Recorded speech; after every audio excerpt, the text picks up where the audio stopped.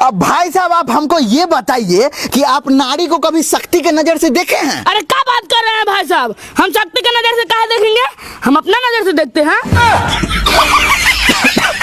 नमस्कार, प्रणाम, Pelham pen. अरे रामलाल साला कैसे रिपोर्टिंग करने लगा रे? अरे बहुत दिन हो गया। लेटिंग साहब करने वाला काम छोड़ दिया। वो तो कितना पैसा देता था। आज हमारे साथ एक ऐसे गरीब व्यक्ति जुड़ चुके हैं जिनको रहने के लिए छत तक नहीं है, बारिश में भीग रहे हैं। भगवान, क्यों ऐसे गरीब को धरती पर जन्म देते हो आप? गरीब है तो अपने लिए है ना, तुमको काहे लगा गांठ फट रहा है? बाबा, हम अपने अंदर को बुराई को कैसे देखे बाबा? बच्चा तुम शादी कर लो, तुम्हारा क्या, तुम्हारा बाप का भी बुराई बता देगी।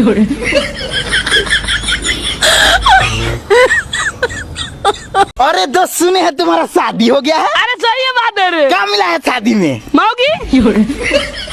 मतलब कि दहेज में क्या मिला है? अरे ऐसे पूछो ना, एगो लड़का अपाची, एगो पारा, एगो पारी मिला है।